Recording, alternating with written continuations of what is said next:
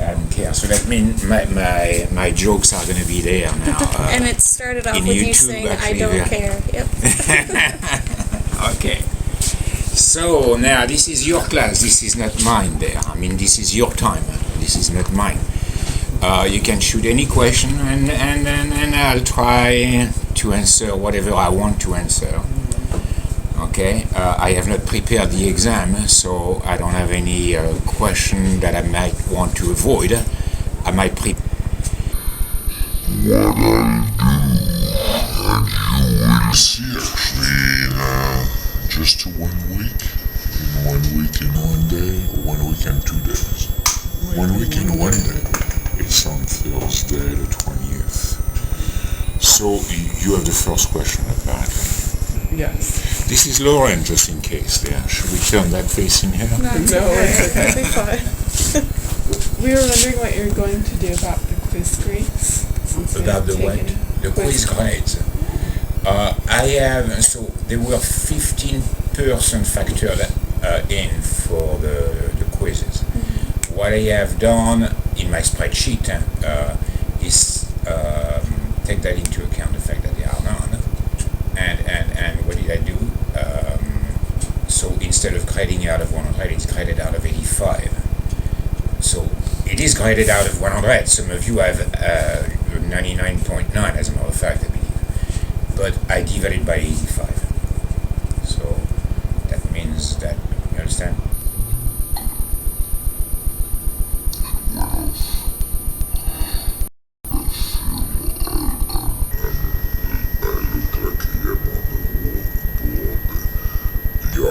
Ready to shoot me there, apparently. You're in HD. Huh? You're in HD. I am in HD. I am in HD. Oh gosh, it feels good. Good. Now moving on. Oh gosh, we can realize that. Now, so that was one question. Any other question? Another housekeeping question about waiving the final exam. You did mention that, or is it still a possibility? To waive the exam? Probably yes. Probably yes. Almost surely yes. Especially if they have like a 90. An A plus. Yeah, an A plus. But I have not decided. Really, I have not decided. I'm still waiting for the last grade to come in. Okay, and Young is still on it. So I'll factor that in, and I don't expect that your grades are going to drastically change because of that last assignment out of 10. But yeah, if you don't do it, you probably are going to lose 10%. I mean, a tenth of the homework grade, which is I think 55%. So that's 5.5 points. Yeah. So yeah, so it could change from an A to a B. Is that it? That was easy now. So I'll see you on Thursday next week. Man, you're here. That's early for you. That's early for you too, no? Didn't you say that you were not going to come at 9:30? I wasn't going to commit to a project-based 8:30 a.m. class every Wednesday next semester. Oh, that's for 4:15. It's 4:15, but I thought it was for this obsession as well. So what else? Now, how are you going to resell that? Actually, I want my cut. You know that. Is this that's No, I don't think so. I don't think so because, I mean, you cannot go to a Broadway music hall, and although it's public, you cannot just tape that. And even though It's private for those that pay. Are you paying here? Maybe I should collect, and then after I collect, and then you probably... if it means I don't pay tuition, we just directly pay the professors to teach us. We could do That'd be very maybe different. we could, maybe, and that's going to be on tape there. We could YouTube. arrange something, actually. There is no longer going to be a board of governor now. So I don't know where we are going there. Really. Okay, so now any serious question other than those? Yes. Alex? What's the ratio on the final exam of like stuff or will it be? It's going to be very much like the two exams, really. Now, exactly, I mean, typically, in terms of points, if it were to add to 100, which it never does, really, I would probably have 40 for part 1 and 60 for part 2. There is no seats left, Ben. Oh, yeah, okay. And so, that's all I can say, really, in a way. There will be 7 questions on part 1, 7 on part 2. And you have seen my style of questions, so on part 2, there might be follow-up questions to previous one. I don't know, really. That's what I have done previously, but part 1 is pretty simple. I mean, I want basic definitions, or you'll be able to apply simple design constructs we have talked about in class about something, or together a very simple piece of logic. I don't know. Basic combination logic, in a way, was covered with the second exam anyway. I certainly would not exclude that. There will be some design questions on part 2, and that probably will involve actually putting some piece of logic together. I don't know. I haven't prepared, but I assume it will.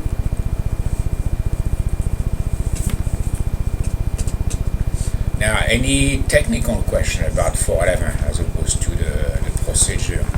We have there were questions at the beginning that you have missed, Ben. She was So just the telling me. answers. So, Lauren, you gave the answer to the exam? The All of questions on the exam? All of them? Yes. In spite of the fact I cried on a curve? I factor that in. Okay, but did you give the right answer? Did you give the wrong answer? I gave him the wrong answer. Good. Okay, I understand now. I understand. She's been doing that for all the exams. Yeah. That explains it all.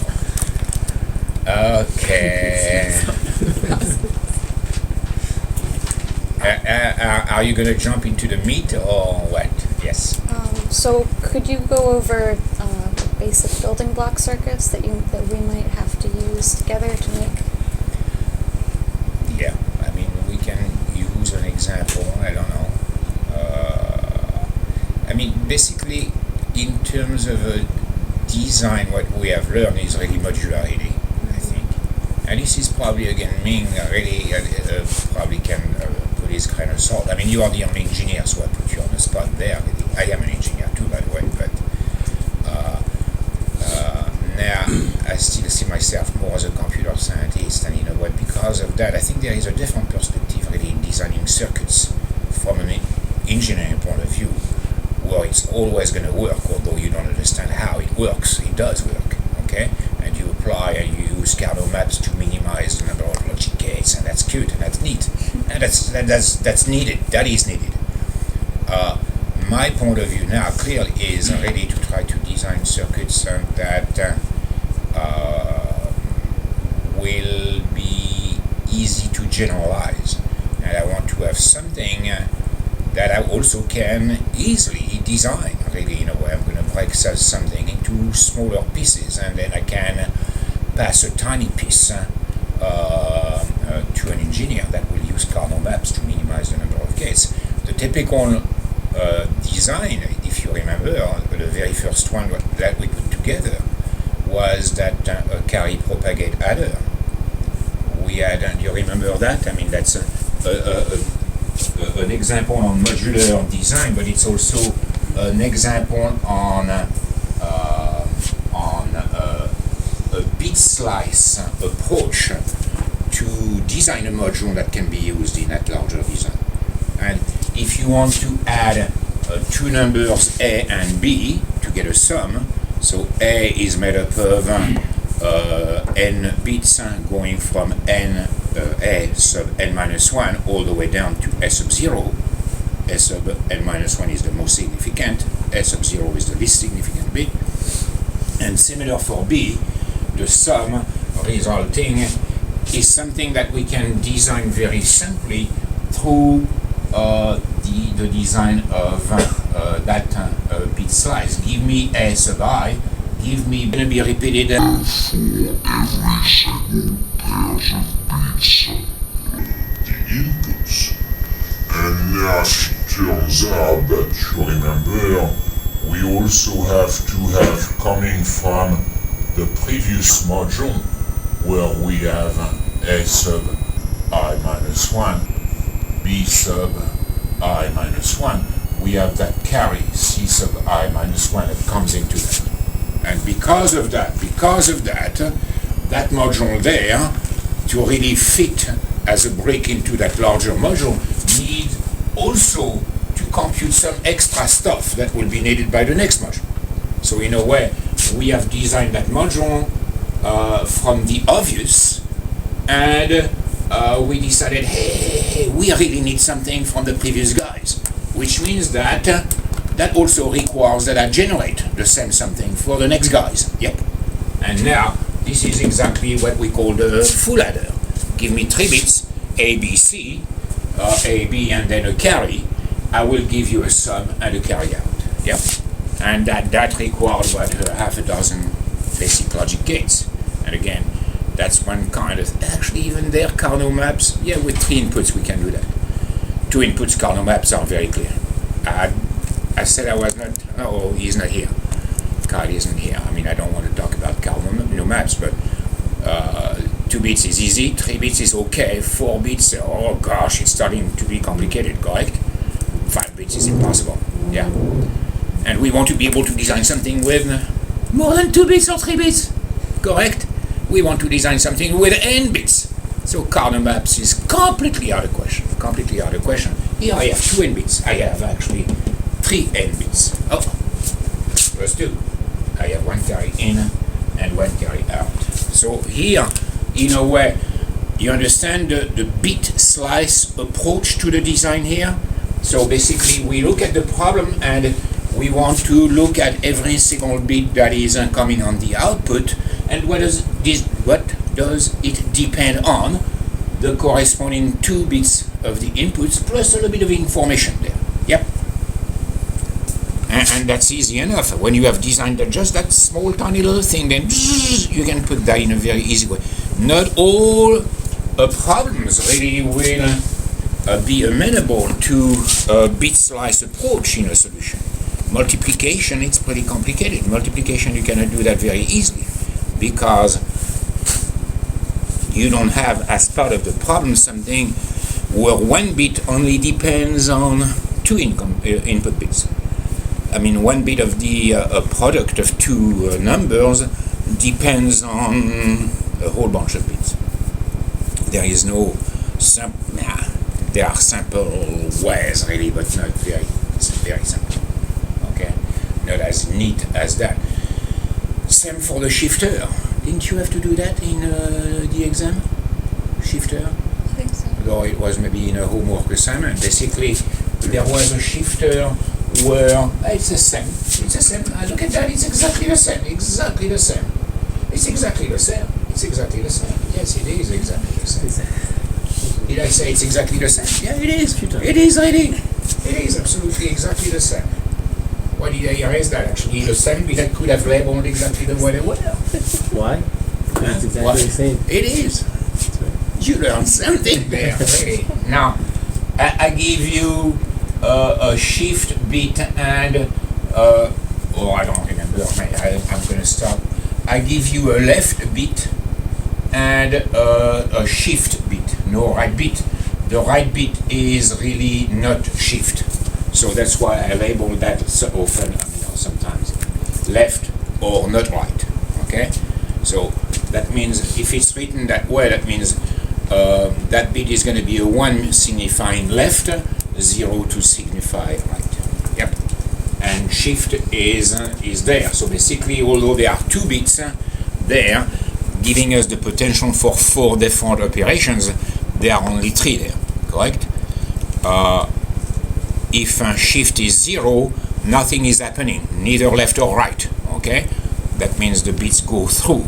So Z sub, as a matter of fact, in that case, yes, now I was wrong, you see. It's not exactly the same. Because came with my own equipment there. Hold on, look at that.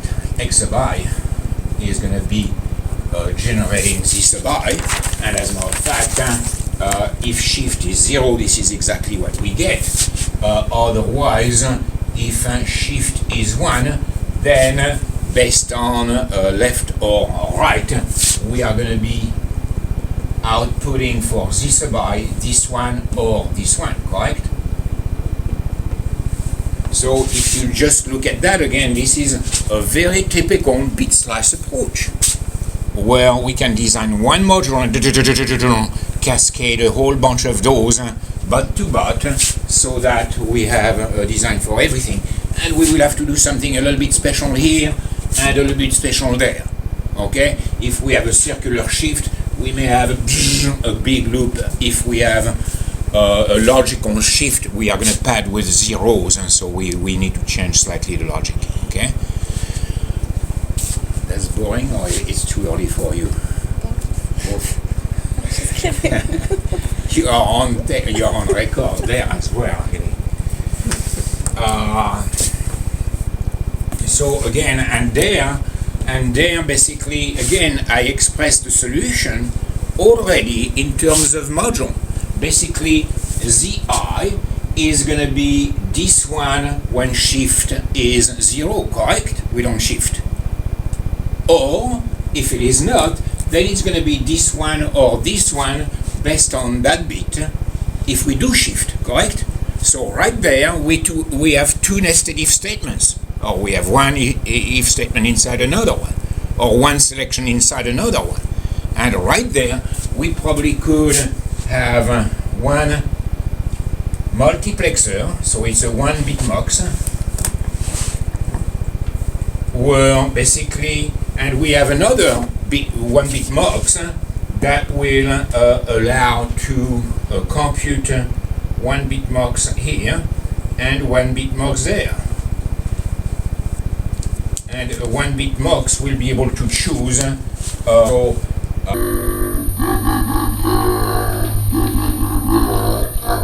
Shift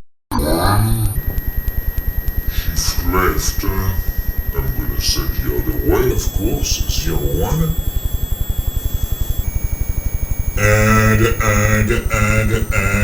here it's the same. I'm going to be choosing one of two things. If this one is 0 or if this one is 1, I will choose what's coming here or what's coming there. Yep.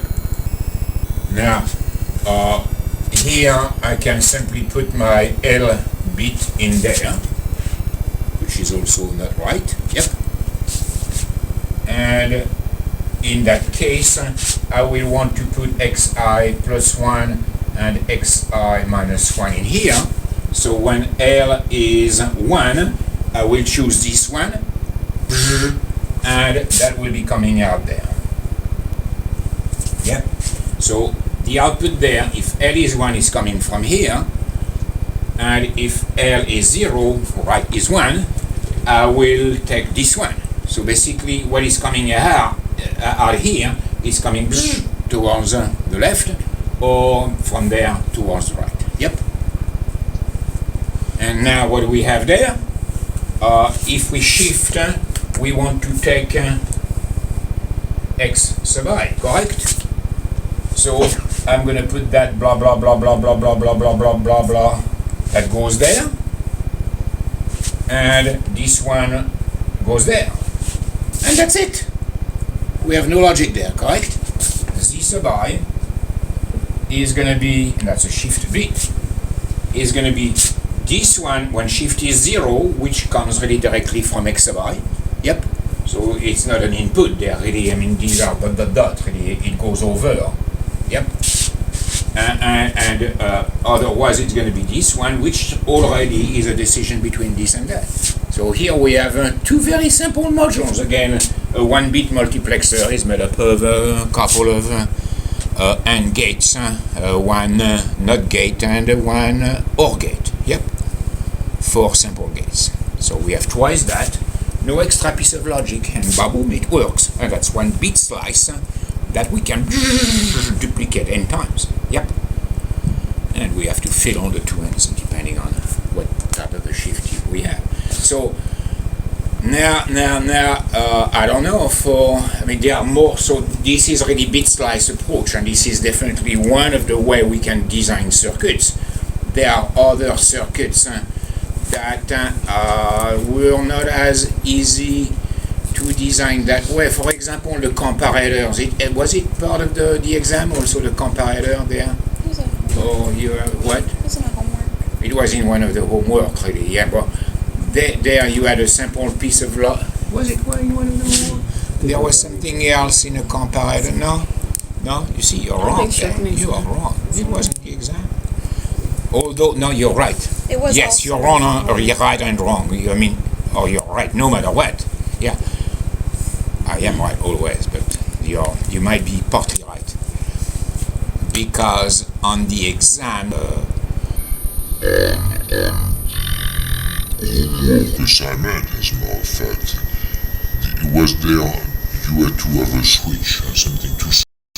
No, there was an assignment where you had to sort a number of elements. Yep, a number of integers, as a matter of fact. So that's a huge design. We couldn't think about using a Carnot map for that. Yep.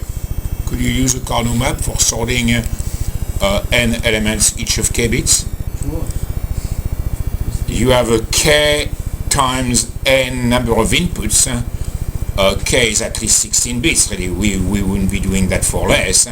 And n is 1024 at the very minimum. Yep. So we have a Carnot map with 16,000 inputs there. You bet we are going to use a Carnot maps. Okay.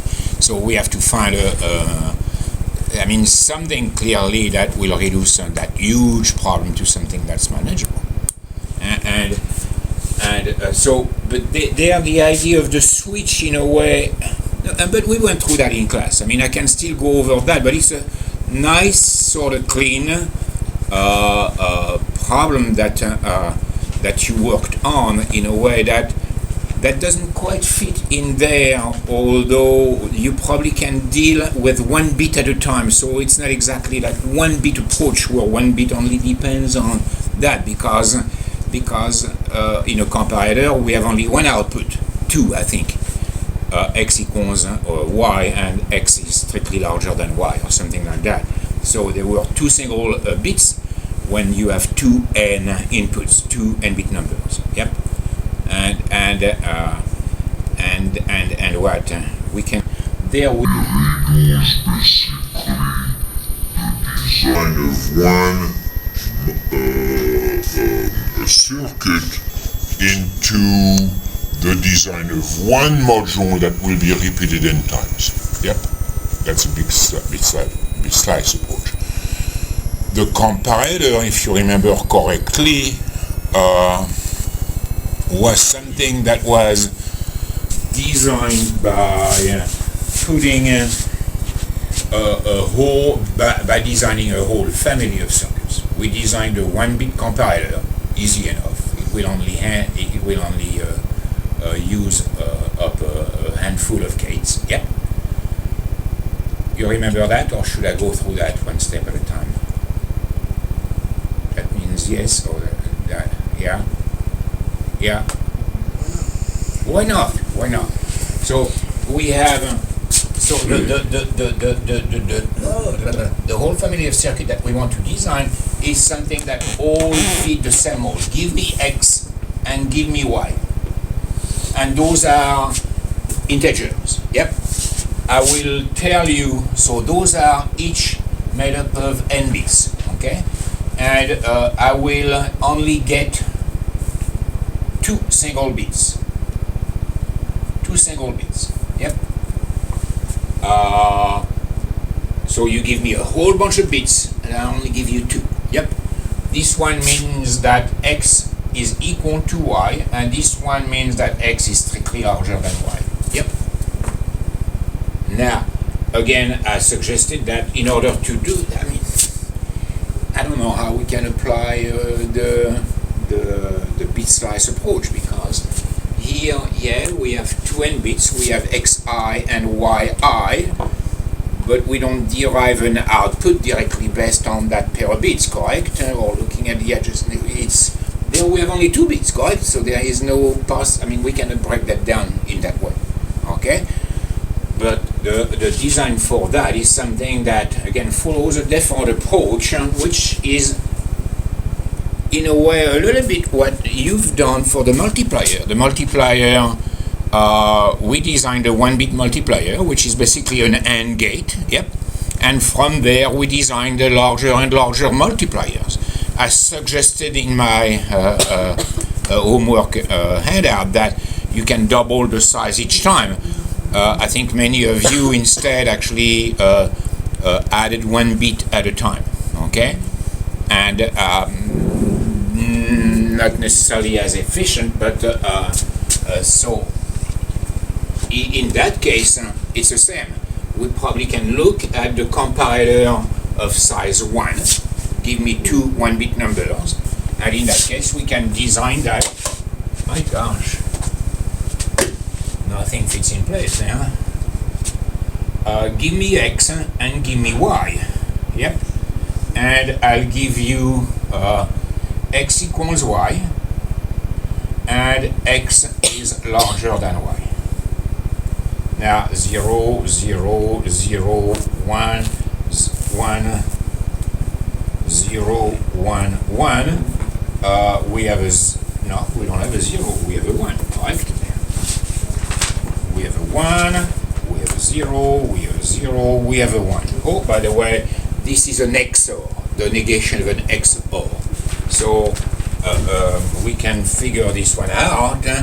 And here, X, so certainly this is not true here, this is not true here, this is the true here, but not true there. Yep. So basically we have that. Yep. So I don't remember if I asked or if you could use an XOR. This is the negation of an XOR. Easy enough.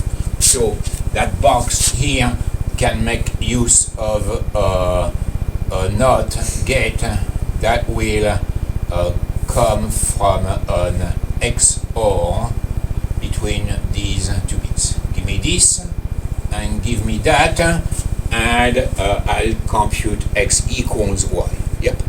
Will we be able to use XOR gates on the exam, or do we have to deal with AND or not? Yes. Yes. Yep. Will we be able It's, to use XOR gates? She's clever there. I just interpreted how I wanted to. Yeah. Yeah. It's good. Huh? So then he can claim. Now you're going to force me to tell you this is the only way you can do it. He took it the most general way, so that's good. So you can do it any other way. You cannot. Okay. Also, can we only use 2 input AND gates? You can generalize that. There will be times if you end up using an N input AND gate or OR gate or XOR gate, this is probably going to be bad. I mean, in a way, you're probably avoiding the problem that I'm asking, because you should a 3-input AND gate, that's fine already, or something like that, really. If you have something that is, you probably want to revisit your solution. Okay. And now here, but we know that we can adopt for this one here, because there is nothing simple, the PLA approach. That one here is going to be when X is 1 or Y is 0, so we know it is X times or and Y bar. Yep. So in that case, we are going to have the negation here of this one that is going to be fed into an AND gate, and the other one is coming from there. Yep. So basically, we have one circuit here that is made up of 4 simple logic gates, and boom, that's our first component in that family of circuits. Yep.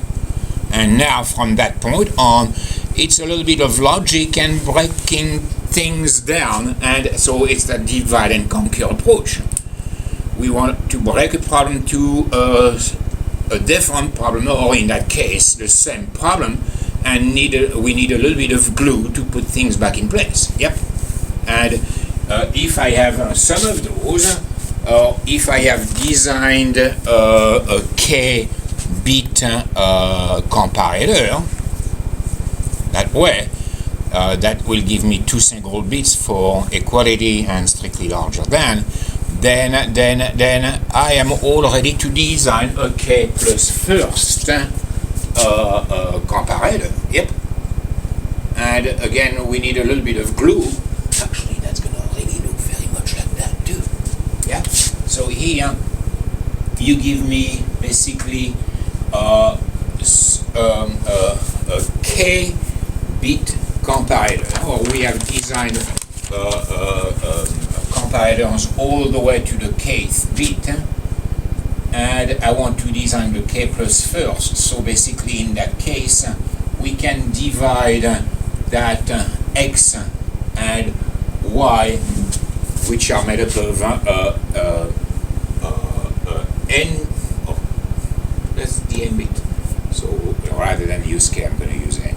So if we want to design the n plus first comparator, I could look at an n-bit comparator, and if we know how to compare two n-bit numbers, that will help in comparing two n plus 1 bit numbers, correct? Because, and we can do that in different ways. I can start looking at the n most significant bits plus 1 extra bit as the least significant bit, or the other way around. Yep. If I look at 1 most significant bit of x and y, already I can say, hey, if that bit is a 1 and this is a 0, then I know they are not equal, and I know that x is larger than y, correct?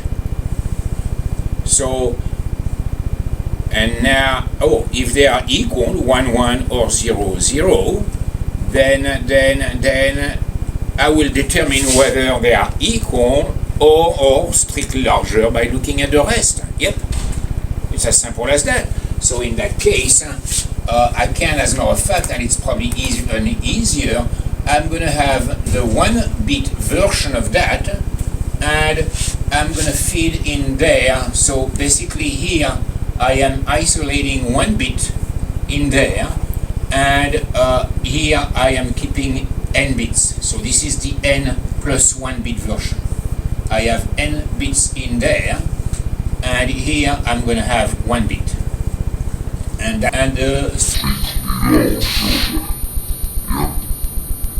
So basically here I am comparing the most significant bit. Yep. Of these two numbers. If it is strictly, and there I will want to have, again, that's the equal and that's the larger than. Now, you know what? It's going to be equal here, and I'm going to put in there. That's the n-bit version. I'm going to put that there, and that there. Yep. So I'm going to be comparing the remaining n bits, and now again I have the same equal here and larger than there. Now for my n plus 1 bit comparator to reflect that the two inputs are equal, I had better have that equal and that equal, correct? So it's a simple AND gate between this and that. That's simple. Equality is very simple. Strictly larger, I have strictly larger. I can see that from there. If this is strictly larger, then it's going to be strictly larger, correct? If it is not, then it could be equal. So what I'm going to look is going to be strictly larger. If it is strictly larger, simply by looking at the first bit, or the first bits are equal, and then it is strictly larger because of that. So we had a tie, and so basically it's going to be either coming from here. So it's going to be strictly larger overall because of two possible reasons. So that's why it's going to be an or, because of this, or because of that and that. Yep. So I'm going to have an or in here, and it's going to be strictly larger because it's strictly larger by simply looking at the first bit, or because I have something that is equal by looking at the first bit, and strictly larger by looking at the other bits. So I am going to have an AND gate in here that will feed from there, that and there. Yep. So here, in a way, that's plain English, really. Clearly, it's equal because it's equal here and it's equal there, correct? And here, it's strictly larger because it's strictly larger by simply looking at the first bit, or because there is a tie and it's strictly larger by looking at the other bits. So it's plain English, no? 411 is so simple after the fact, no? Zeros or 1 and plain English. Yeah, it is. Yeah, you didn't realize that? Sure you didn't realize that? Or sure I am right? Of course, sure. Okay, so now that's a different type of design, correct? This is a different type of design. In order to design my n bit, this is what I could call recursive implementation, in a way. I don't want to scare you there, really, but this, hey! And so this is recursive, in a way, this is, in a way, but I don't know really how recursion applies to circuit, but in a way, this is something that is designed out of smaller pieces, and we put them together and grow and grow and grow and grow. And this is exactly the same kind of design that you've probably followed if you implemented that multiplier by implementing smaller multipliers. Yep. So design is simple. I mean, after the fact, of course, design is simple. In a way, I really see designing a circuit very much as writing a program. As a matter of fact, I'm calling those guys if statements, and that's exactly what they are. I mean, they are not an if statement, correct? But basically, it's a selector. It's a one-bit multiplexer. And based on that, we do this or that. We don't do this, we choose this or that. It's a multiplexer. Yes, it's a multiplexer. But basically, you can see the parallel between this and the if statement. Yep. And you can really look at, and as a matter of fact, look at that fun. No?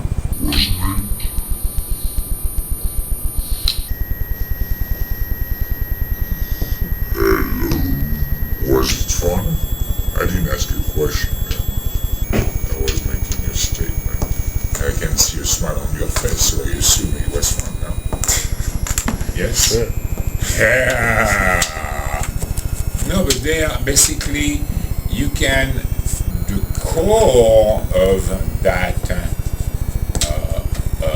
design was simple because you can design that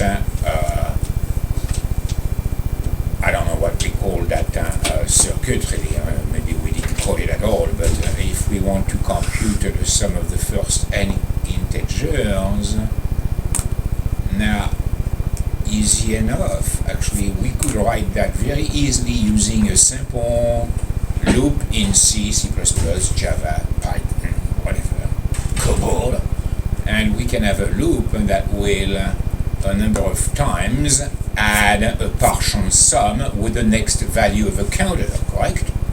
The counter can go up from 0 to n, or down from n to 0, and the sum will, starting at 0, go up all the way to having all of the values of that counter, correct?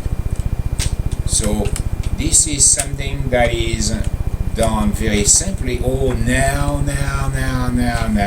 We still have a design, we still need to design a piece of logic, but in that piece of logic now, we need to have registers or memory cells that will contain values for a fraction of a second, for some cycle or a tick of a clock. So we have a clock that will tick, and each time that clock ticks, we are going to change the contents of the register. And from one tick of the clock to the next tick of the clock, we will add one new number into a sum. So basically, that sample for loop that would look at for I equals 1, 2, or whatever. This is not very C++. To n, we do sum equals sum plus I. Yep. Yep. And as a matter of fact, really, that means I need to have a register that will hold a partial sum, that will keep on growing as we keep on adding something, and another register that will keep I. And maybe another register yet that will contain n. So maybe because of that, you know what, I can do it that way for n equals n, which I don't really need to do, down to 0 or maybe to 1, but 0 is probably easier and it's not going to change anything. I will add n. And that goes down by minus 1. Step minus 1. So we go down one at a time, and basically in a circuit, this is a circuit there. I see that as a circuit. You see that as a circuit? No. If we put a semicolon, blink, it instantly looks like C or C++, yeah? So I'm going to remove the semicolon. I don't want that to look like C++. I see that as a circuit. I have a register here. It's a local variable. Yeah, and I probably want to make sure that my local variable is 0. And I want to make sure that I initialize n. So basically, that's what I have there. So maybe I can write it as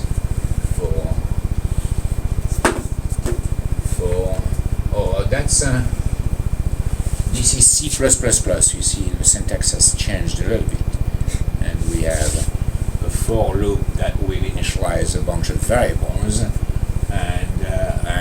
whatever. But you understand what I mean there, yeah? So we have, I see that as registers that will add. I have n, and I have sum.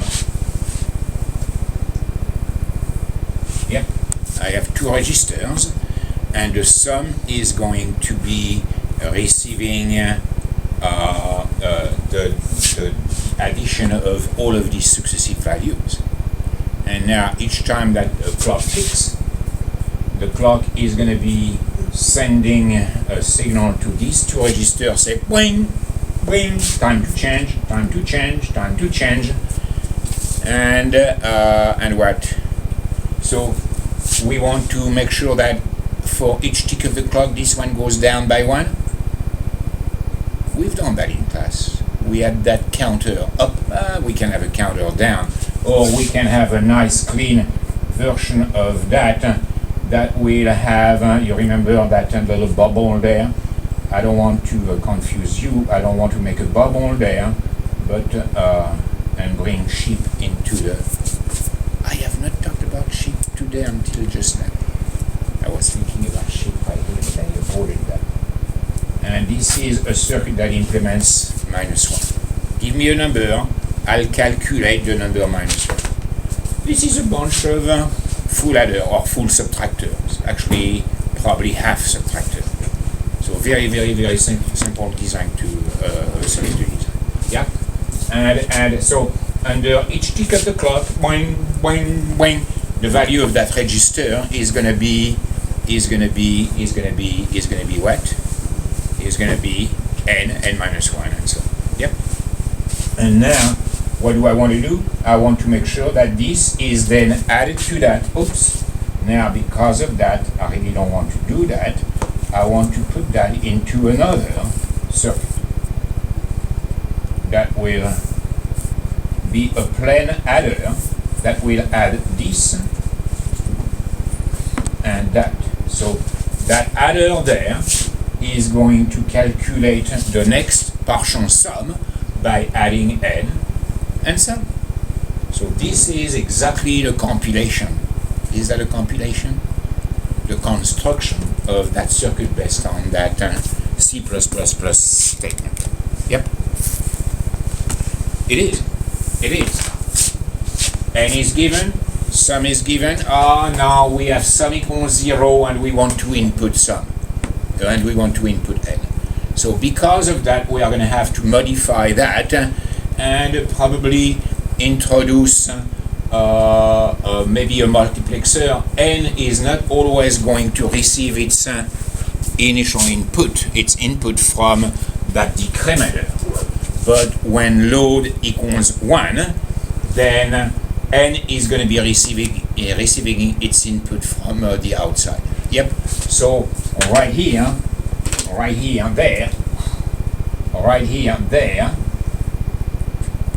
there is something that will be, and I can zoom on that, it will be a multiplexer that will be, that's a 1-bit multiplexer. Maybe I should have a 1-bit mux. A multiplexer, so what is in here is really coming from there. Or this goes here, and now I'm going to make a mess of that 3D design.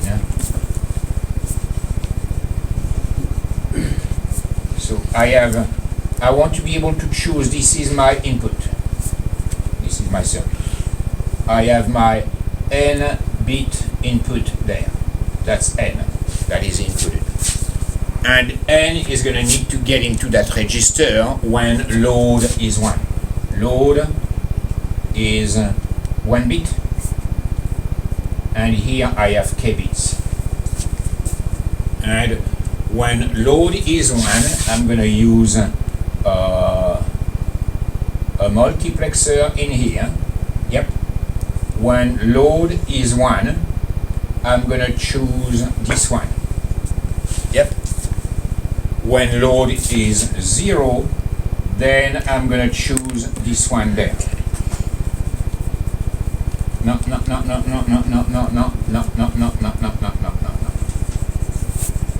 I didn't mess up anything there, did I? No. Good. I thought I was. I'm going to make the corners around there. That's a strange multiplexer there, because I want to have the space to get out of here. Yep. And the space to go back there. And oh my gosh, I have a shortcut. There. Yes. Yep. Okay, I'm going to do a little zoom here. Repeat that. Can you put the little 0 in there? Now I'm putting a zoom in here. Yeah, zoom. I mean, this is exactly what I zoomed. You see that little. This is what we have. So we are typically gonna decrement by 1. This is exactly what happens. You remember in that macro architecture of the Mac 1, the macro program counter is incremented by 1, except that now and then, depending on the command field, and we can see if we can jump from one macro instruction to the next. Yep.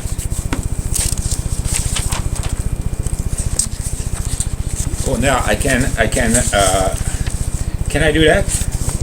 Yes, I can. I mean, obviously I am doing it. Yes, so now I can look at that there. That's a nice phone. I like it. It's a nice phone. Did you build it? Yes, as a matter of fact. Can you show us the circuits then? Yes, but you're going to have to give me a replacement phone if you want to open it up. Okay, so now I can take this is recursion, or is it? You take a picture. No, because that guy over there would have to take a picture of. No, oh yeah, he was. As a matter of fact, yeah, I saw that guy there take a picture of something. That's the final exam. If I show up with a picture picture picture. Is that fine? That's a good one. As a matter of fact, we are going to need to see how I can figure out a question. Can you formalize your question and then send it to me so I can put it in the exam? Yeah? A picture of a picture of a picture of a picture of somebody taking a picture of a picture. No? Okay. Yeah? That's a good one. No? Yeah? You have a good question for the final exam too? No, She has. that was good. Okay, and as a matter of fact, we also need to do something for some initially. When load is 1, and here we have a little bit more space. Basically, in here, we have a simple multiplexer where basically we are going to have 0 in here, and the load coming from here is going to go there. When load is 1, then we put 0. When load is 0, we put whatever sum plus coming from that adder. So again, you know what? I have absolutely no piece of logic in there. I have no piece of logic in there. Yep. And in that design, it's not complete because you remember, as part of that design, you also had to control that down output signal to say, now you can get your output if you want. Yep. The output is completed because with that type of a sequential circuit, we don't know when the output is ready. The output is ready when the right number of CPU, or cycles, clock cycles have gone through, but you don't know. Yep. And it's going to be when n goes to 0. So now, coming out of that, when n is 0, what we want to do, if n is 0, boo, stop the press. You don't want to compute anything anymore. You want to freeze everything. Yep. When n is 0, you don't want to add. You could add 0, fine, that's okay. You cannot add n minus 1, so you don't want n to go down to minus 1, minus 2, minus 3, and so on. So you want to freeze everything, correct? So basically, the easiest way to freeze anything is to end the clock with a 0. If the clock is ended with a 0, it will be 0 and 0 and 0. It will remain there, and it will never go up from 0 to 1. So nothing will change. Yep.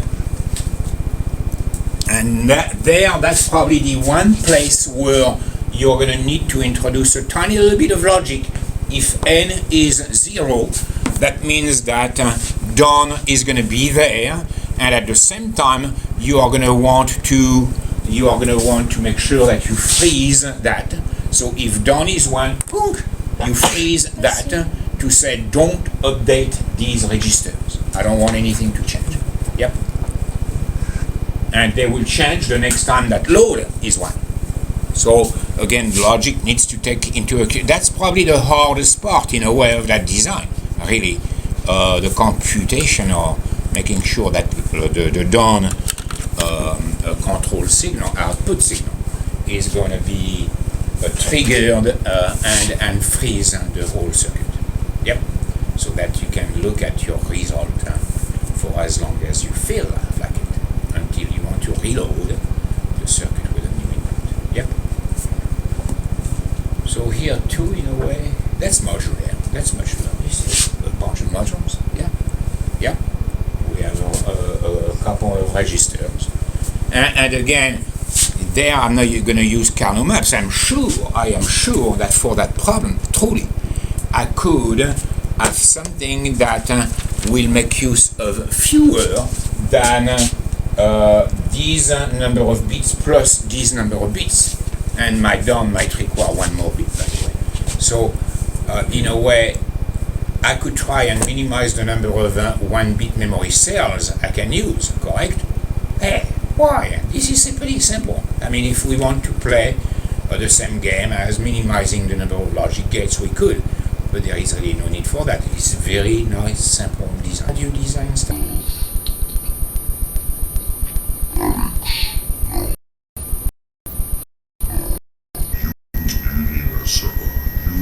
Did you estimate somebody asked the question, what do you want a tangent for now? Talking about designing circuits. Yeah? I could go on now. Yeah, just maybe 50 minutes. 50 Not really talking.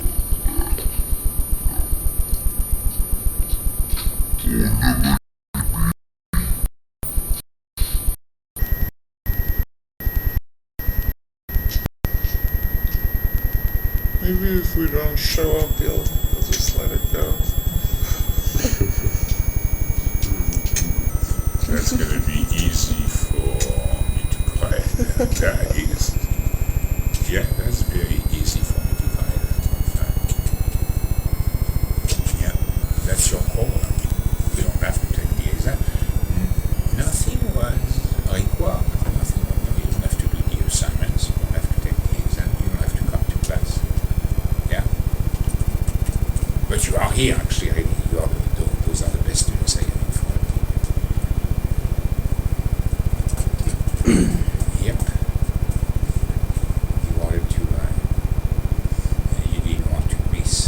Yeah. Is an XOR a simple or complex function? I would say it's not what we normally would call basic logic gates. The simplest logic gates, and again we can argue differently, mostly because the design I show as a PLA, that's the way I got that, for example, there, we can claim are going to be not and or. With those three gates we can do absolutely everything. Now, it turns out really in nature we don't have ands and ors really as easily as we have nans and nors. Yeah.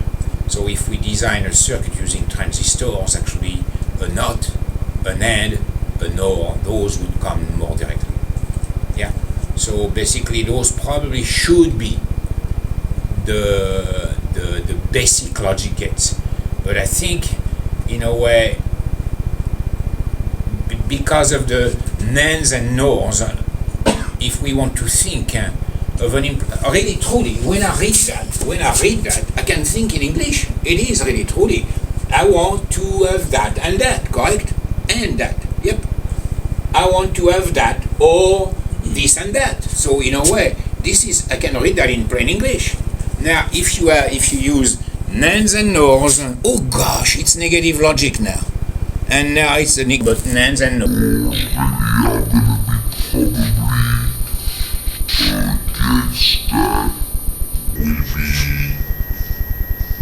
easily implemented out of transistor. I mean, it is more easily. Now, going back to the XOR, I mean, the XOR is clearly not something that we can implement in a very simple way at the transistor level. I mean, it's not very complicated. It's not. But it's not the norm. I mean, this is not the easiest. Because for the XOR, basically, we want X and Y, both and their negations as well. Okay? So you have to explicitly negate something somewhere. There is no simple way of implementing XOR. For exam purposes, though, is it in the grouping of the simple logic functions? Yeah. Somebody asked about that. Jake? No, you asked. Jake asked a question. And then you asked a question to understand what I was saying.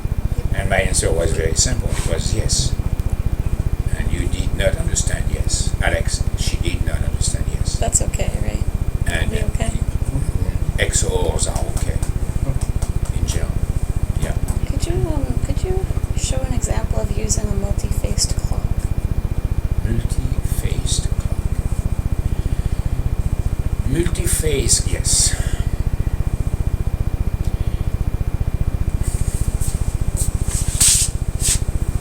It's still there. So this is not a multi-phase clock. This is a one-phase clock. There is a danger with that clock, with that design there, called race condition. In a way, a clock changes from 0 to 1, from 1 down to 0, and so on, okay?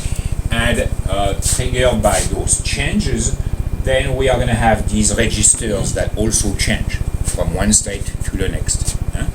So now, when they change, it's not instantaneous, okay?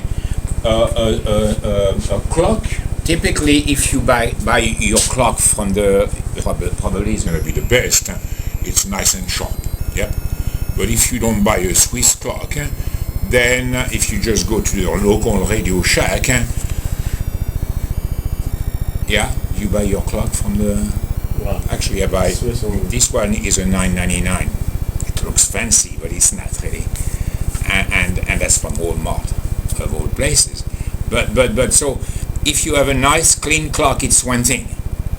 You can have sharp signals, and really signals are never really sharp. When a clock goes from 0 to 1, which is something of interest for us, because that's when our registers are going to change. Now, it really takes a delay from the clock to go from 0 to 1. Yep.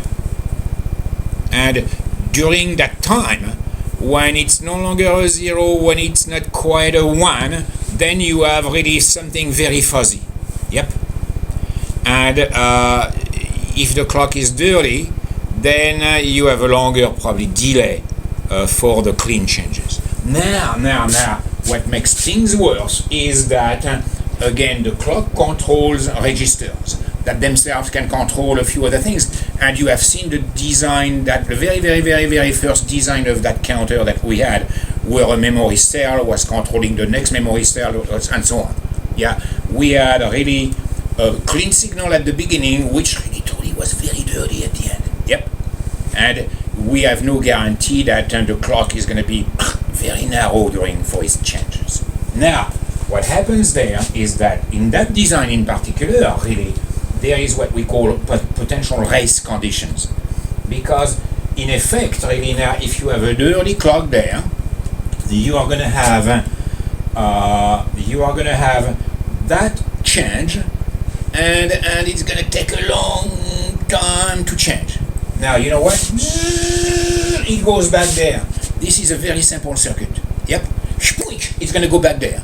It's going to go back there before it has finished changing. Yep. And now we have something, basically when the clock changes, or during that small time interval, if it's not that small anymore, between the time it goes from 0 to 1, if that interval is too big, there is the potential that that register will feed into itself without that lock mechanism, say, block it. Yep. So that's why using a two-phase clock really is typically a whole lot cleaner to avoid what we call race condition. Yeah.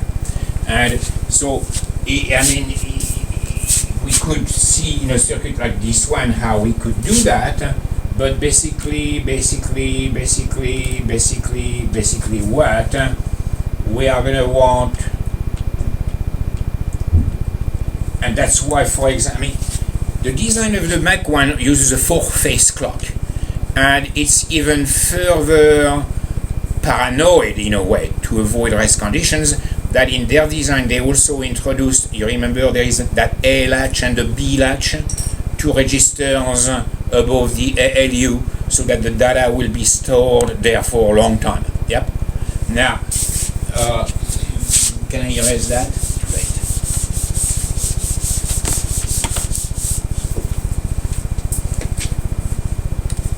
Now, so basically we have we have a bunch of registers, and so this is a piece of combinational logic, and we have something stored in here, and then we are going to be using that as the input into a piece of logic. Yep. And again, I'm going to put that piece of logic there.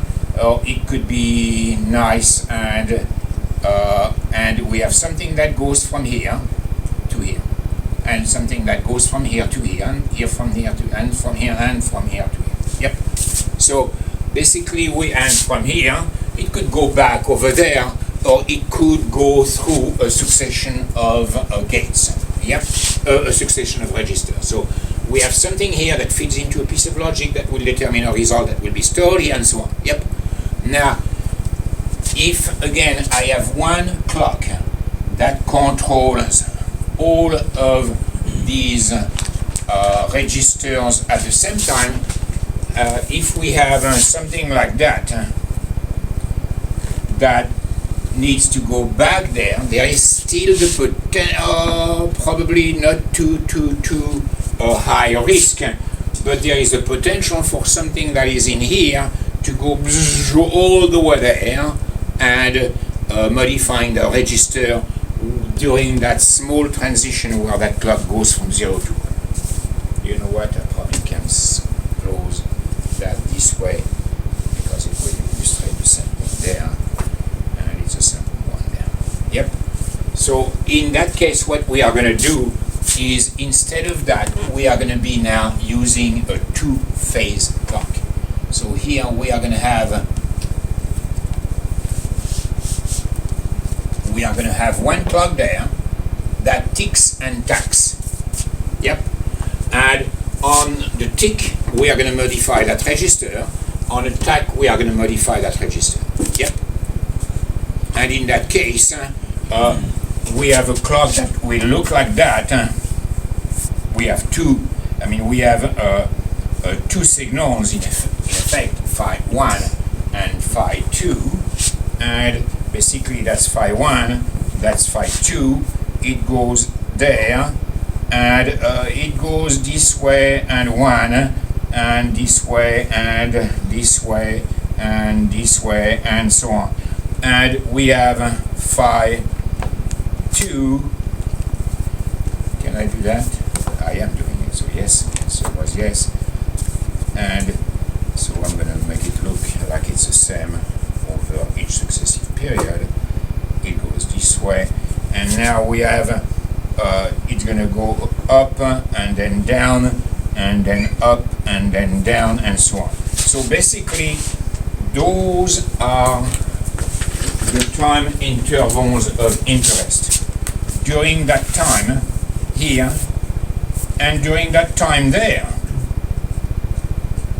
where that goes, same here, of course it's the same. During these time interval, this is when things are fuzzy. Yep. And in that case, if this is too large, again, in that type of a design, you understand that there is the dog that bites its tail. Yep. And you have the bits that are coming back before we finished completely loading that register. But because that clock is so slow that it will let that happen. Now, and again, the wider this is, the more risks you have. Here, you have something that's completely foolproof, for as long as there is no overlap between these two zones. And we can, okay, guarantee that. Now, with that, it can take its pretty time here, it can take its pretty time there, so that means it's going to take a long time, maybe possibly to load that, another time, long time for loading that, but you are going to be able to guarantee that there is no potential race condition. So basically, there you want to make sure that this takes place, and you still want to make sure that in the worst case, from here to there, you have more than the time necessary to compute that, plus the time to load that register completely. Yep, and to load that register completely. So now this is not an example of using a two-phase clock, but we can use a two-phase clock anywhere where we would use one to make sure that we completely eradicate the potential for race conditions. In the Mach 1 architecture, there are four-phase clocks. Four-phase clock, there is one four-phase clock. Really, it doesn't matter. It's probably cleaner in a way because doing one CPU cycle, we have the four different stages that take place, and we understand at the beginning we load the microcontrol register, then we load the A and the Y latches, then we load the MAR, then we load the results. So in a way, it's pretty clear that during one CPU clock, we are doing a bunch of things. And again, bum, bum, bum, bum, bum, bum. Actually, it's bum, bum, bum, bum, bum, bum, bum, bum. bum bum bum bum bum bum bum bum bum bum bum bum. Yeah, you could see that come now. and so that's why, in a way, that 4-phase clock makes it very clear the sequentiality of the events that take place during one CPU cycle, but it's not really necessary. And you can take, as a matter of fact, if you look in your textbook, the design of that Java virtual machine is actually using one single phase clock, a plain simple clock. And if you look at it, really, still there is the potential for race condition in their design. Yeah, again. And I had that same potential there until you raised the potential for that, and nobody saw that, or we simply assume that we have a nice clean clock, where that will never happen. Yeah. Yes. Can you go over the procedure to find functions with like a huge truth table, like we had in the first part of the exam? Or would you just not use those again? I think it's really nice. Do one that's only like a 3 value difference or like 4 values. Why is it that you look so small there, Alex? Almost under the table there. Oh gosh, you disappeared. It's like the chocolate mousse, actually, if you let it melt, or the ice cream. Yeah. You hungry? Why you want to take me out to lunch somewhere? Well, that's conditional. There is a French restaurant in Providence, actually. That's pretty good. Pot au feu. Le pot au feu, oui, oui, oui.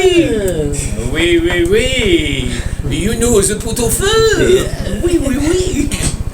It's very expensive there. So that's at least 10 points. That's not my problem. Okay, no, it's probably the best in all that days. Yeah. They say it was one of the first in the country. The downstairs is good, the same desserts. Downstairs is more cafe type thing, but it's nice, actually, very good. But the desserts are the same. But upstairs is nice serving and whatnot. Okay, so when are you taking me there? Tonight is, no? Huh? The day, whatever date is your grade, I'll take you there before you start grading. I'll take you there to help you grade. I'll grade mine, and you can grade the rest. He passes that. Good job. Okay. Which brings me to. What does that bring me to? The audio is an important part. You can do whatever you want.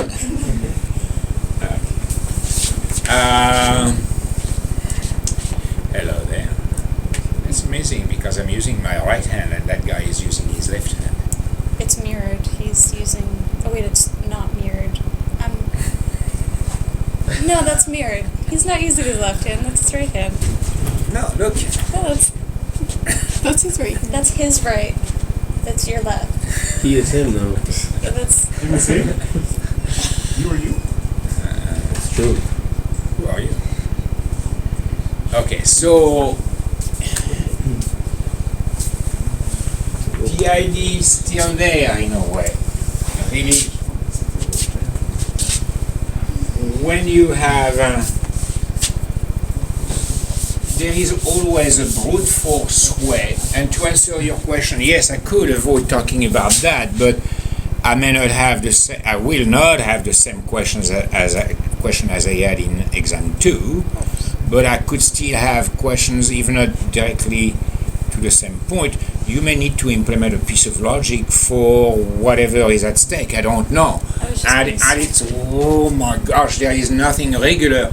If you have something that's regular, for example, again, like in that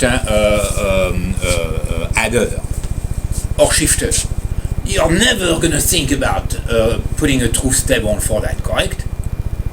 I hope you're not going to think about that. So you really want to think about the core of the problem and then have a small piece of circuitry that you need to implement. There is nothing regular in the logic that implements. Then it's probably time to just use a plain simple brute force approach. again, Carnot maps would be very appropriate, again, if you have a piece of logic that depends on 1 or 2 or 3, one input, I mean, that's easy enough, okay? Or 2, 3, 4 inputs, past that, you just cannot, okay? And, but what? If you have a truth table, and I'm going to use A, B, C, D, and I want to compute some function f, 0, 0, 0, 0, 0, 1, 0, 1, 0, 0, 0, 0, 0, 0, 1. Well, it doesn't work that way, does it? 1, 1, 0, 1, 1, 1, 0, 1, 1, 1. Okay? Now, here I have something that is going to be 1. A 0, 1, 1. Huh? You missed the 0, 1, 1. Repeat that again. You missed the 0, 1, 1. You haven't left a space for it, kind of. Wait. Before you do 1, 0, 0, Never mind that.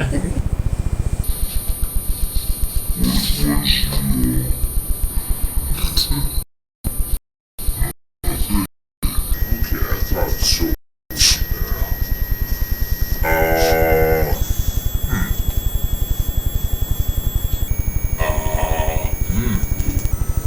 Yep. Yep. Yep. Yep. Oh. Yeah, actually, I will do it that way. I will do that, and that, and that, and that, and that, and that, and that.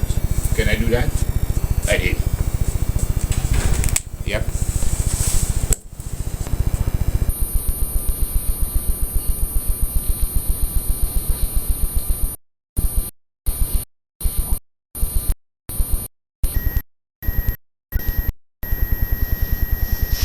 If I had that.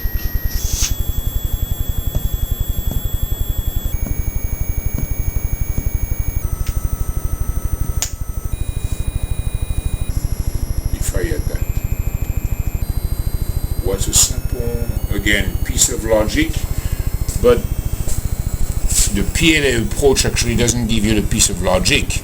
It gives you the Boolean expression that expresses that truth table. Yeah? And G. Let's forget about F for now. G is a pretty simple piece of logic. It's 1 exactly and only when A is 1, B is 0, and C is 1. Correct?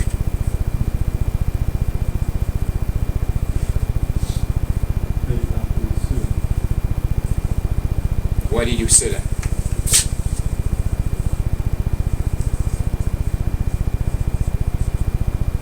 And you have and, okay? Now, why did you say that? Indeed, we know that the and is 1 in only one time, when all of the operands of that and are 1s. Yep? If one of them is 0, boom, it goes off. So all of them, absolutely all of them, have to be 1s. Yep? Which means that basically, if you have an and between all of these variables, then this is going to be 1 if all of the variables are true. Yep? If you have an and between A and B and C, and D and E and F and whatnot, yeah? You would want them all to be 1 for the and to be 1. Yep? Now, if you replace any one of these variables by its negation, so instead of that particular variable to be 1, now its negation needs to be 1, correct? Which means that the variable needs to be 0. So basically, if you have an and between a bunch of variables and their negations, or their negations, one or the other, not both. If you have x and not x, it's what? 0. Okay, good.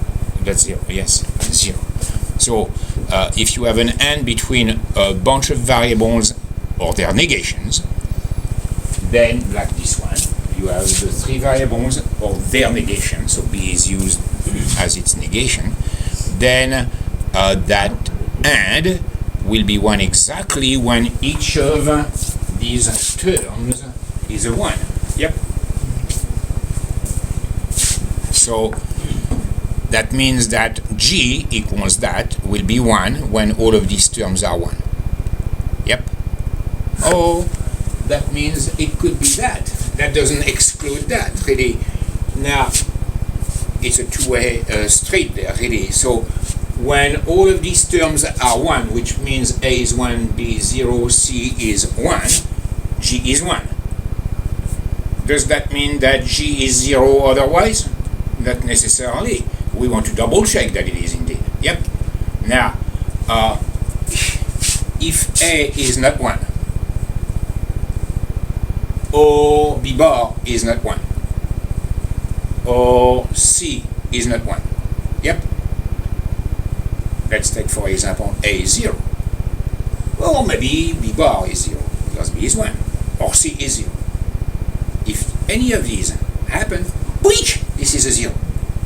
So now we have proven in a way that G is going to be 1 exactly when and only when A is 1, B is 0, and C is 1. Yep. So basically, one product like this one will correspond to 1, 1 in the truth table. Yep. Now, so adding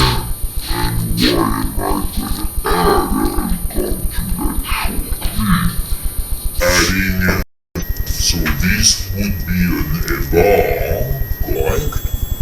A B and a C bar. Yep. Now, that means if I look at that for the same reason, it will be 1 exactly and only when A is 0, B is 1, and C is 0. Yep. Now, excuse me? Repeat that once more. No, sorry, nothing. But what? So now what?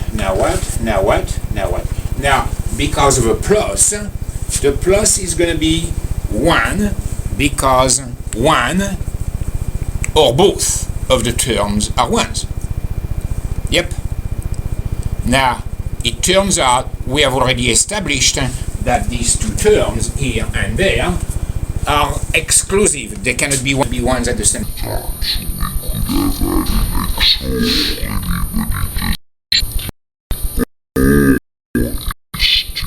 When it's easier to implement. And that means now we have a G in that case that is going to be true if and only if we have that condition or that condition. Yep. So the brute force. You can run a program to do that. And the program could generate that Boolean expression. It could also generate a circuit. And the circuit is going to be something that is what we call a PLA, Programming Logic Array, where basically you already have all of the gates, possible gates, in place to implement all possible terms. And again, if you have 3 inputs, you would have 8 possible terms, and you are going to pick and choose those you want. Yeah. So this is, I think, something that I had at one point. Give me A, I will compute off of that its negation because I might need it somewhere, and B, I will do the same, and C, I'll do the same negation. And now here, picking from this and that and that, I'm going to pick one of these two, one of these two, one of these two. Yep. So here, basically, in that case, I would have a 3-input AND gate. Yep. A 3-input AND gate that would pick one of these two, one of these two, and one of these two. Yep. A or A bar, B or B bar, C or C bar. Yep. And I'm going to have 8 of those guys. That's all I can have, correct?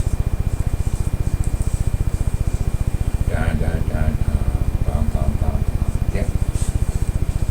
And now, so I have all 8 products in here that will correspond to all possible terms that I have in a truth table with 3 variables.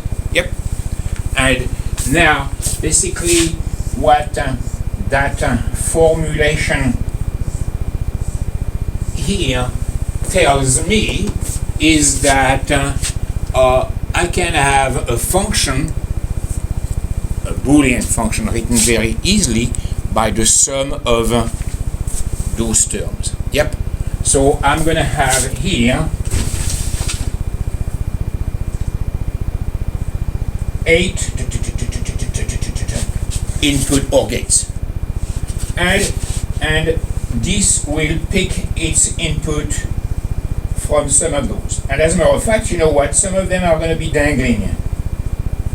So basically there, I have lines. I have lines that I'm going to break there. I have a very nice, clean, sharp pair of scissors, and I'm going to go there and cut all of these little wires. Yep.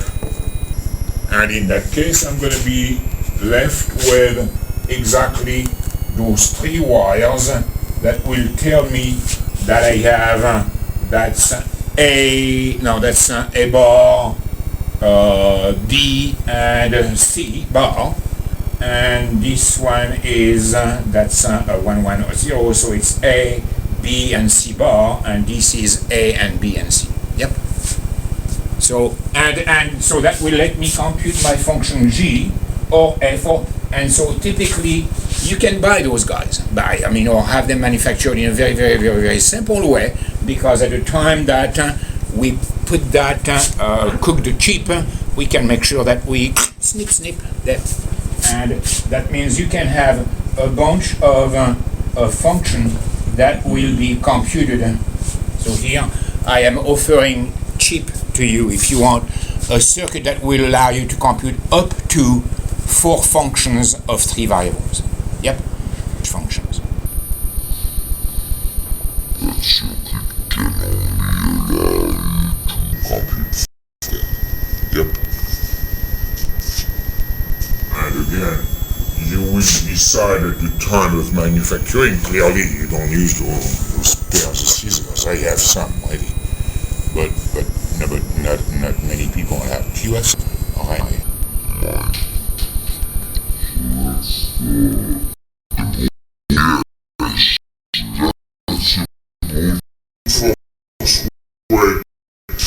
And the fact is that if you have a truth table that computes a bunch of things, then basically, if you have a truth table, blink,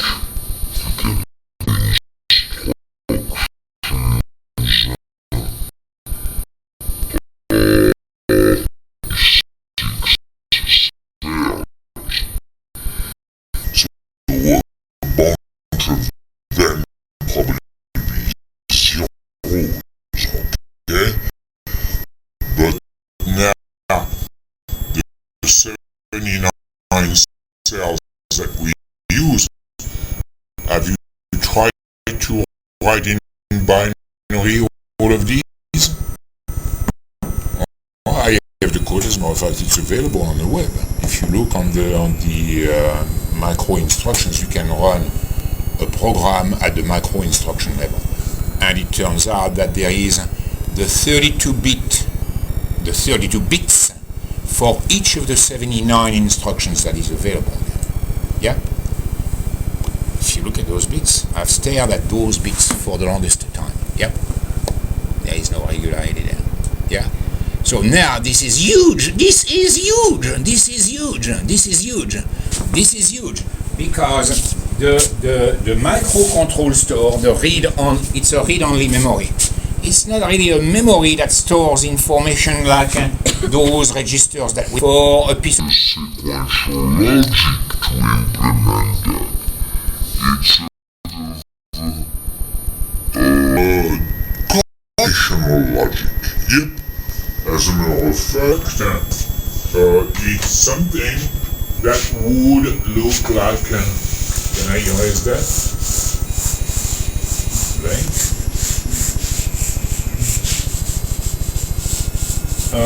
In that piece of logic there, here,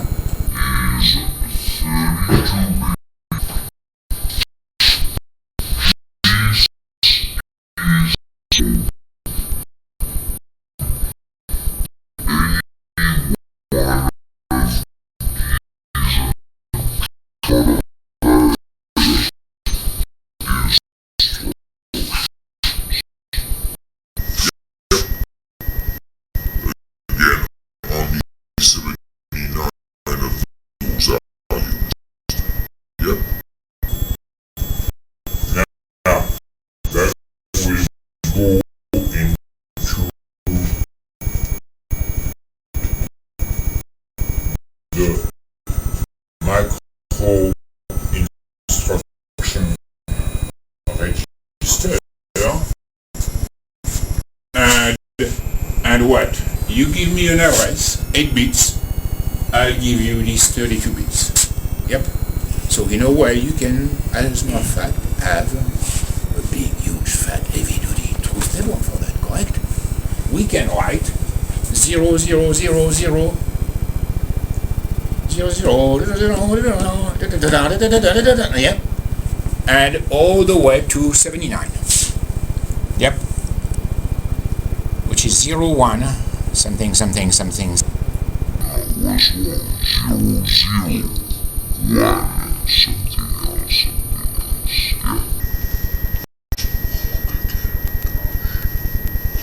You're on video now too. Oh gosh. No, but it was to keep you on your toes and to make sure that you would listen. So you said, you didn't say anything, but when I corrected myself, I didn't correct myself because I knew I did that on purpose. What am I talking about? 79. 79. Now, I can write the truth table, is pretty ugly. That would generate 2 functions. One for each of the bits. This is what it is. Yep. You give me 8 bits, I'll give you one of the contents of these memory cells. Yep. It's a piece of logic that is completely arbitrary. There is really no regularity in that. That's where you typically would have a PLA. Yeah. So it's useful. It's useful. As a last resort, really, but it's some.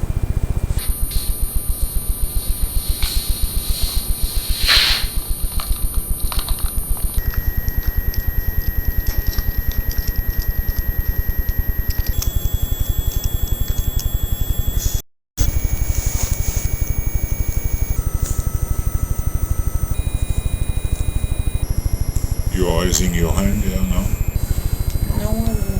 You're raising your hand there. You're raising your. Everybody is raising your hand. You're raising your hand. No, just holding your head. You're gonna put a not after that. Huh? You're gonna put a not after that. No. Good. Yes. No. Oh. Yes. No. No. No. No. No. No. No. No. No. No. No. No. No. No. No. Yes. No. No. No. This is true. Now I wrote this one there because this one you can go there and 1, 2, 3, 4, 5, 6 terms, correct? F equals a bunch of 6 terms, correct? You know what? And Alex probably. So this is not. This is when you may want to. So basically, you want to look at the larger of the number of ones or zeros, probably. Yep. Because in that case, clearly there are only 2 zeros. So if we were going to do F bar, 1, 0, 0, 0, 0, 0, 0, 1. Yep. That function here is easier to calculate because this is A bar, B bar, C bar plus A, B, C. Yep. So now, F bar is that, F is the negation of that. So it is, A bar, B bar, C bar plus A, B, C bar. Yep. Which we could also rewrite as F equals. Now, in order to implement that, you have 1, 2, 3 notes. 1, 2, 3, 4 ends. One or and another note. So you have 4 notes, 4 ends, 1 or. Easy. Not too complicated. Yeah? Not too complicated. If you had followed the other way, 1, 2, 3, 4, 5, 6, you would have 5 ors for one thing. You would have 1, 2, 3, 4, 5, 6, 7, 8, 9 NOT gates. I'm counting the number of zeros there. 9 NOT gates. And you have ends, 2 per there, so 12 ends. Yep. This is easier. Yep. Now it turns out there, this is also the same as A bar, B bar, C bar, bar, plus, and A, B, C bar. Yep. Can you just cancel out the first one? No. Oh, can you remove that? I'm done there? I'm gonna turn you into a remix. It'll be a pogo mix. It'll be great. The what? It'll be a pogo mix. I'll make a song out of just sounds that you've made today. I won't copy you there. So this would be A bar bar. That would be A, indeed. B bar plus B bar bar, which is B. Yep. Plus C bar bar, which is C. And A bar plus B bar plus C bar. Better, as a matter of fact, 1, 2, 3, 4 and ors, 1 and 3. I don't know about that. You know what? That probably was slightly better here. No, it's about the same. Change the first one. This and that, yeah. Pick those two. So this is again another way would be. This one is probably slightly easier to implement, and all of those are completely equivalent. Yep. So now you have 2 ors, 3 ands, and 1 and not. So you can compare. What did we have there? The nots we have 3. The ands we have 4, and the or we have 1. And here we have 1, 4, 3, 2. Is that what we have? Yeah, I don't know. That would be 6, that would be 8. So that's slightly, here nots are better. So here 3 plus 2 is 5, 4 plus 1 is 5. I'm trying to put the ands and the ors in one category and the not in another. So I don't know. Those are many different ways of visualizing the same implementing the same Boolean function. Do they all have, they all have the same gates?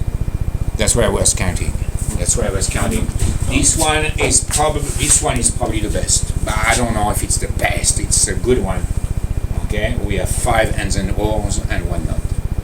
Here we have 5 ands and ors and 3 We nots. should then have to just see if they were go at parallel times. See if they were actually faster. You're good there. Yeah, absolutely.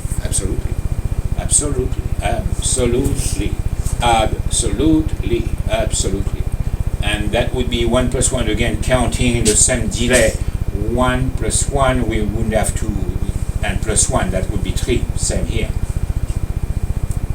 Actually, no, because this one has a negation, so that would be 4 plus 1, 5. Parallel. Yeah. And this one would be what? Oh, that would be bad there. That would be very bad because of that. Yep. Giving me gold here.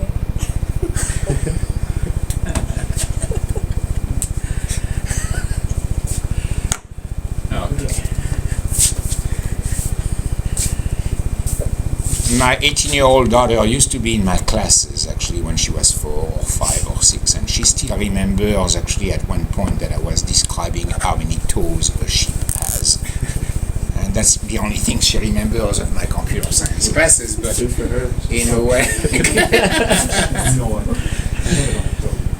The number of toes. You know how many toes a sheep has?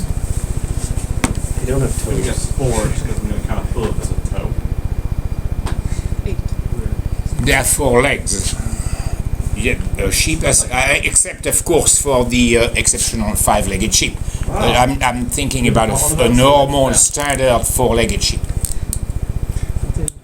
How many toes? Better question, what did it have to do with computer science? Like, was it a tangent? Did it have anything to do with your lecture? Or did it make a point? Yes, because 5 is a prime number, so for 5-legged sheep, really, that would be something interesting to implement, really, using a circuit, really. Implement 5. Yeah, this is 5. 101. So that brings us back to digital logic, correct? And binary. Yes. This is 5. This is 5. This is also 5. You're good, man. You're catching on. So I don't know why we were talking about 6-legged sheep, but a number of toes and whatnot. Are you going to tell us how many toes a sheep has, or am I going to prove it? You gotta keep guessing. It's not a prime number. Good. Wait, is 0 a prime number? Sheep does not have toes. Sheep Just Google does that. not. I just said it. I Google it. Instead, it has hooves, and each Yeah. hoof is slit. In- Dot. Yeah. So each hoof has two toes. I mean, it's really still 2 toes. Isn't it? It's 2 toes, so that's 8 toes. 8 toes altogether. Yeah. So you got your answer. You see there, that's the relation between a sheep and computers. You are googling that. Yeah. Yeah. This is a really weird site. So, by the way, that way absolutely everything relates to CSC or whatever. So I guess now that it has 8 toes, you could change your prime number example into, I don't know, a bike? Is that why you were talking about sheep toes? For example, absolutely, because they are, as a matter of fact, a sheep can count over a byte very easily by using their toes. We count in base 10 because, yeah, a sheep.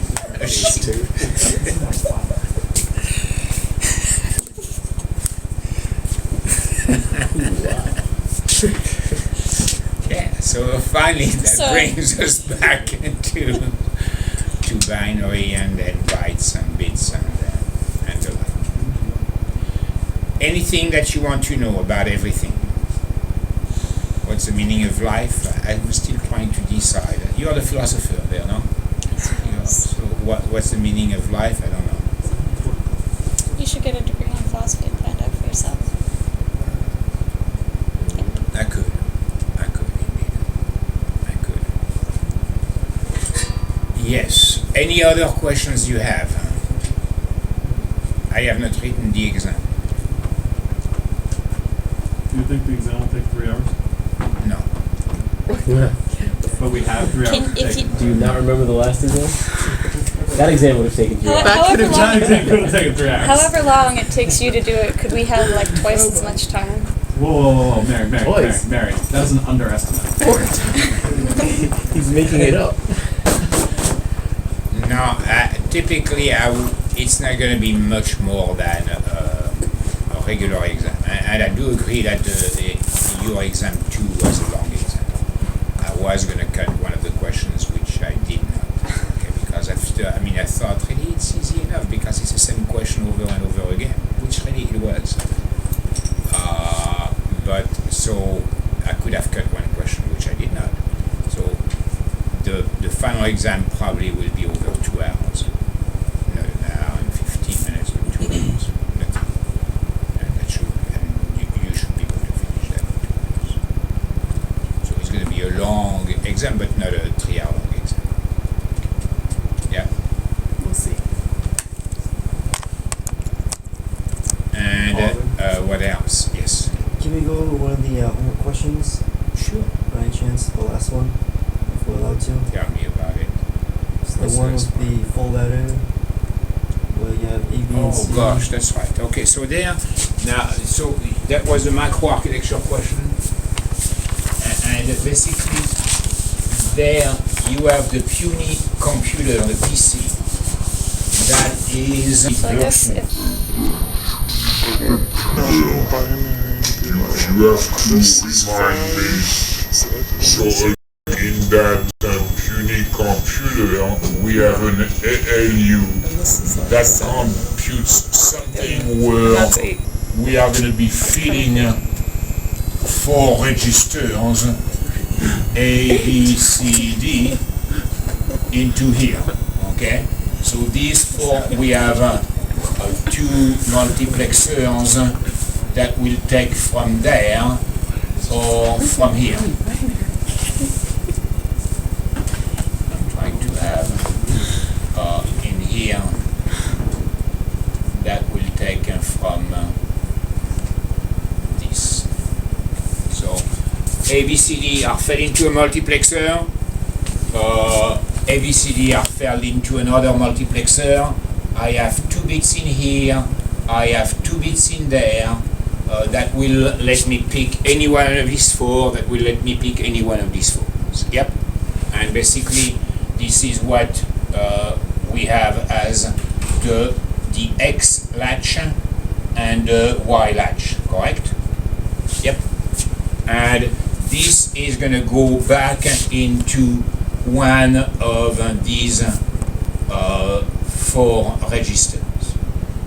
So I have X, Y, Z, and then I have the function here, also 2 bits that tell me what function I am implementing in here. Yep. That's what you want? Well, it wasn't about the architecture. It was about how to do the instructions. yeah, so the ALU, can you tell me you have that available? I think I still have it. It's on It's not on it's the not on mine, website. but I didn't put the I know, I think I copied it over though. and 0 is and, 0 is or. 0001111. Yep. Yep. So it's and or not an XOR. Or not A, not X. No, and this one is an XOR for sure. Yeah. Yep. Yeah, that's what we had. Yep. And so that's the function. And you had to implement. You have to implement what? Full adder. A full adder. Where A and B and C are going to be added up to produce a sum that goes in D and a carry out that goes back in C, correct? So basically we have A, B, C that will produce C and D. C is the carry and D is the sum. Yep. Oh, that's nasty because as you compute these guys, you're probably going to mess them up, correct? Maybe not, maybe not, maybe not. Maybe not, maybe not, maybe not. As a matter of fact, absolutely not. Because you have an XOR. That's easy, so that's a sum already. That's a sum there, correct? Basically, I can compute C. What's the measure? Huh? I mean, D is extremely simple, correct? D is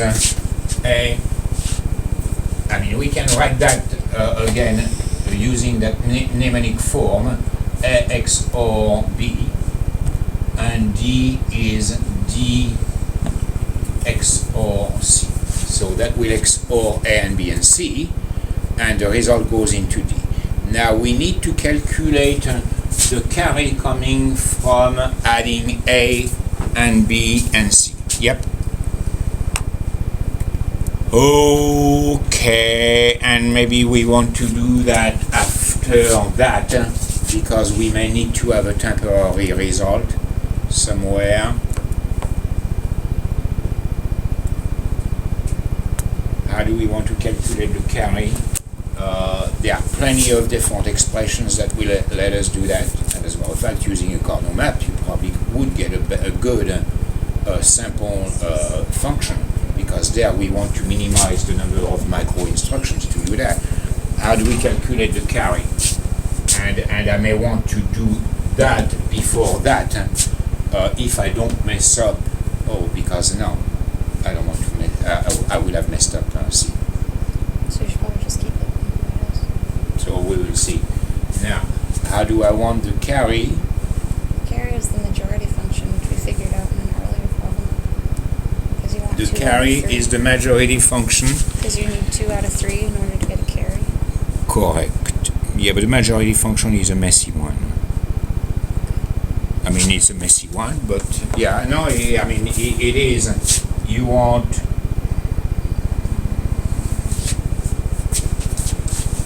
Yeah, I mean, in a way, for that, I probably would. I'm going to say ABC. ABC. And 0, 1. I don't know that it really will take me much. You see, I didn't forget it this time. I bet you didn't forget anything. Yeah, no, to simplify truth tables, you can omit this one if you want, yes. Yeah. Cut them out. And that's the carry out. Okay, now that's 0, 0, 0, 1, 0, 1, 1, 1. Looked at it this way. It's B and C. Yep. B and C.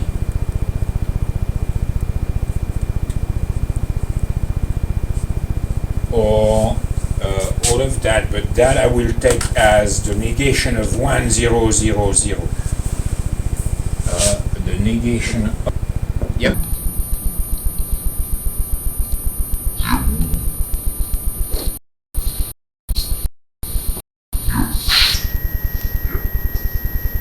That's easy.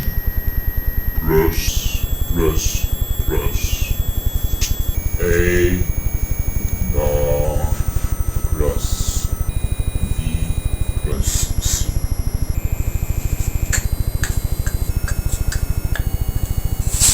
You want to borrow that one also? No, I didn't. I mean, I pushed it down using Oh, you just. De Morgan's law. De Morgan's law. And we don't want to mess up. Oh, I told you can mess something up for this one. You can mess something up.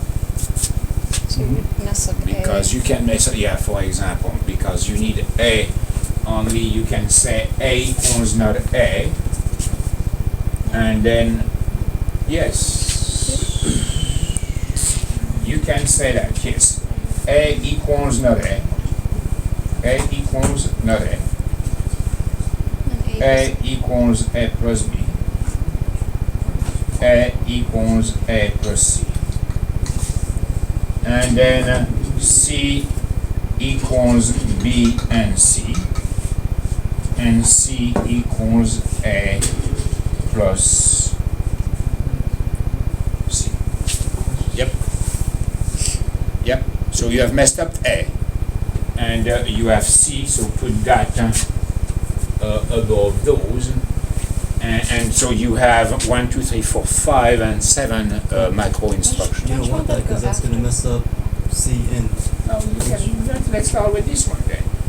Let's start with this one. Now, as a matter of fact, no, okay. So yeah, let's start with this one. Actually, I can do. As a matter of fact, if I do that before, I could do that before. That's all. Because I don't use anything there. So let's do that there.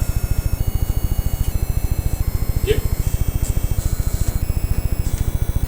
Because there I don't use D. Genus. Yeah. Yeah. Yeah. So you're fine if you just work. I'm fine there. I am fine. I am fine. Am I fine?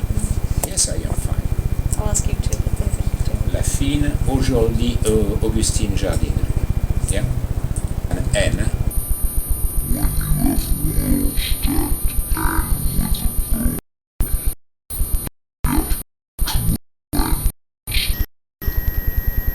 It's always confusion for kids that are learning how to spell.